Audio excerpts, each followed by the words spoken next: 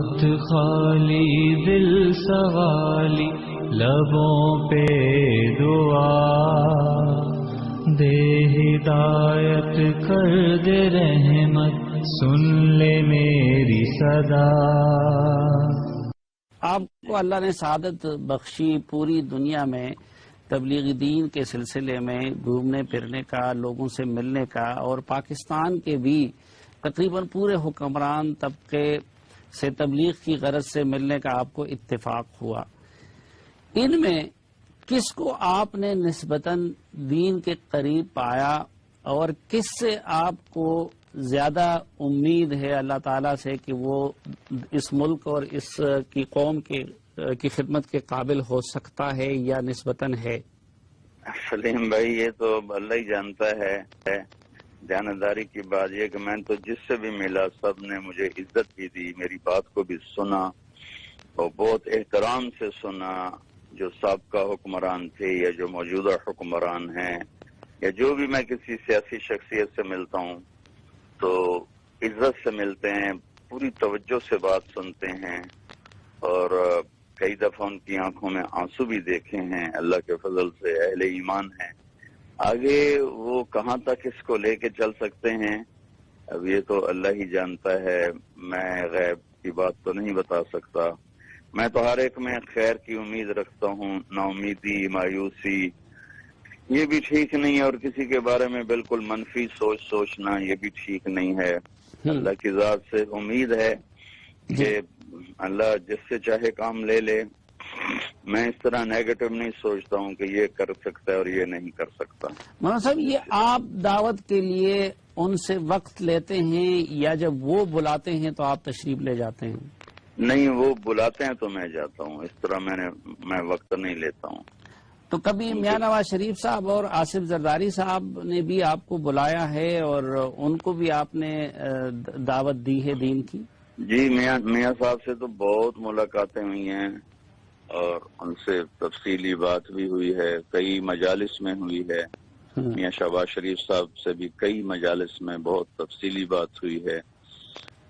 زرداری صاحب نے ایک دفعہ ملاقات کا ہوا تھا لیکن پھر میں پہنچ نہیں سکا تھا، میں نہیں، رمضان کا مہینہ تھا اور وہ رات کو ٹائم مل رہا تھا، اس میں تراویح جاتی تھی، پھر وہ میں نے معذرت کر دی تھی، میں نہیں گیا تھا، تو ان سے میری ملاقات نہیں ہے۔ باقی ان بڑے سیاسی حضرات سے ملاقات ہوتی رہتی ہے۔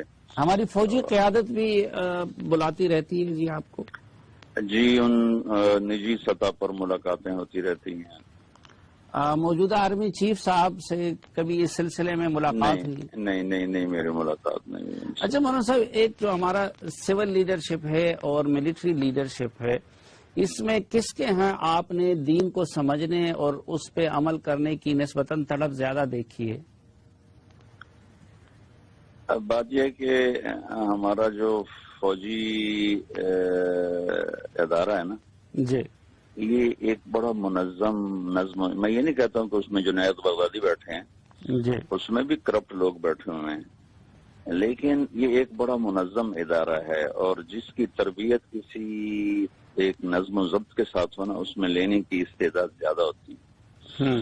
ہمارے جو سیاسی ادارے ہیں وہ تو کھنڈر ہیں اور گرتی ہوئی دیواریں نہیں بلکہ گری ہوئی دیوار، ملبے کا ڈھیر ہے، تو ملبے کو اکثر نو تعمیر کرنے میں تو نئی تعمیر سے بھی زیادہ پیسے لگتے ہیں، اور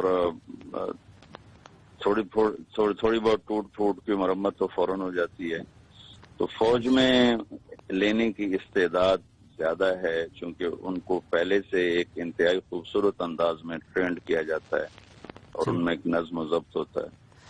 اچھا مولانا صاحب، میاں نواز شریف صاحب اور عمران خان صاحب میں ایک تو نسبتاً آپ نے کس کے ہاں دیکھی ہے کہ نسبتاً دین سے دلچسپی زیادہ ہے، اور کون سیکھنے کے عمل آپ جیسے لوگوں کے ساتھ جب بیٹھتے ہیں تو ان کا رویہ زیادہ طالب علمانہ اور سیکھنے والا ہوتا ہے، اور کون خود پڑھانا چاہتا ہے زیادہ؟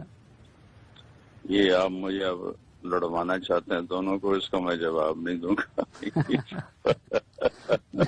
نہیں، میں لڑوانا نہیں چاہتا جی، میں کہتا ذرا قوم کو رہنمائی مل جائے۔ نہیں، اچھا، ایک ابھی اس جو خان صاحب سے، عمران خان صاحب سے ہمارے محترم ہیں، ان سے جب ملاقات ہوئی آپ کی، ہاں۔ تو آپ نے ان کو جھوٹ اور بہتان کے حوالے سے دین کی تعلیمات بتا دی اور ان کو اس جرم کی سنگینی کا احساس دلا دیا؟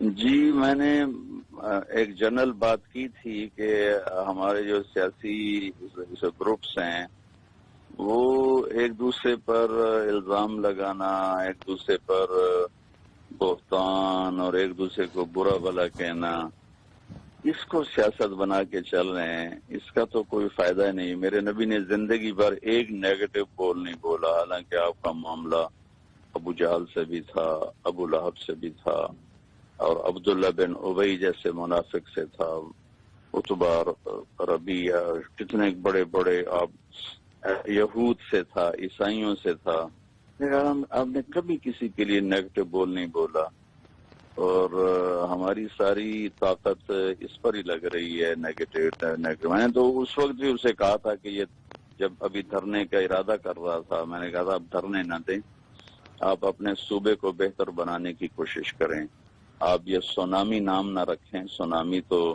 تباہی کو کہتے ہیں، آپ اس کا نام تبدیل کریں۔ اچھا، آپ نے اس وقت ان کو یہ مشورہ دیا تھا کہ دھرنے نہ دے؟ جی، میں نے کہا تھا کہ آپ ایسا کریں کہ آپ اپنے صوبے کو بہتر بنانے کی کوشش کریں، لیکن اچھا۔ وہ اس وقت بہت آگے جا چکے تھے، اس لیے وہ ہاں جی، وہ تو یہ صرف عمران خان کی بات نہیں ہے نا، سارے ہی آپ دیکھو ایک دوسرے پر ایسے الزام لگاتے ہیں کہ دل خراب ہوتا ہے۔ میرے نبی کبھی بھی اپنی مجلس میں کسی کا نام لے کر اس کو برا نہیں فرماتے تھے۔